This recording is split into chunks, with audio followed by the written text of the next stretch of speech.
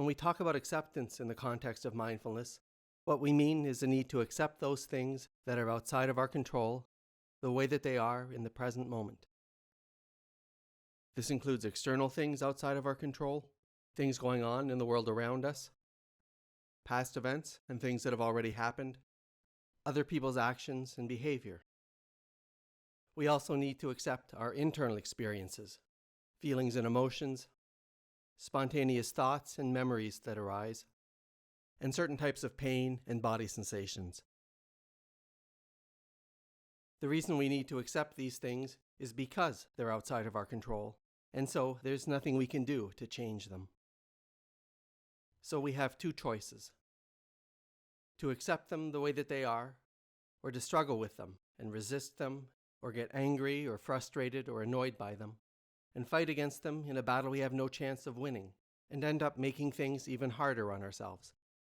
And so acceptance is a way of limiting the negative impact or effect of any unpleasant experiences we have that are outside of our control. In an earlier video, we looked at the parable of the two arrows and how the way we react to our negative experiences often ends up making things worse. When touched with a feeling of pain, the untrained person sorrows, grieves and laments, beats their breast and becomes distraught.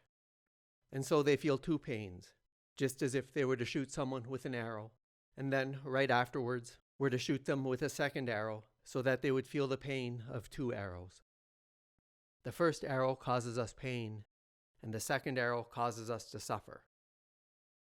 Now, that first arrow isn't something we can avoid. But if we can accept the fact that we've been struck by that first arrow, our acceptance acts as a shield that protects us from being hit by that second arrow, and so our acceptance inoculates us from the suffering that that second arrow can cause. And it's important to realize that acceptance is different than resignation. Resignation means giving up. You're resigning yourself to the way things are, without any hope that they'll ever be different. You'll tolerate them, but you're not happy about it, and you wish things didn't have to be this way. People resign themselves to all sorts of things: being stuck in a job that they hate, or in an unfulfilling relationship. Some people even resign themselves to the fact that they could never be happy again. But acceptance isn't like this. Acceptance doesn't mean giving up. It isn't a loss of hope or resigning yourself to things. Acceptance is simply the willingness to see things the way that they actually are. Whether we're accepting our internal experiences of thoughts, feelings and emotions, and body sensations, or accepting our external experiences and the things going on around us. Acceptance is simply an acknowledgement of how things are in this particular moment in time. It says nothing about how things are destined to be in the future, only that this is how things are right now. By accepting things that are outside of our control, we limit the impact they have on us, as we experience them only as they are, without making them any stronger or adding any additional layers, as we would if we refused to accept them and tried to fight with them instead.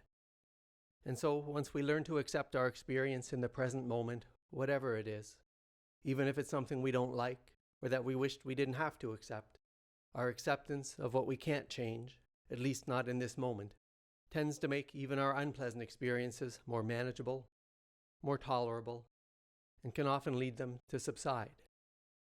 Now, acceptance, especially of things that aren't pleasant, can be difficult. And so, in the next video, we'll learn how to practice acceptance by allowing and letting be. And please hit the like button and subscribe to my channel for more videos like this, and to check out my full online mindfulness-based cognitive therapy and stress reduction course, where these videos come from for free. You'll find a link in the description.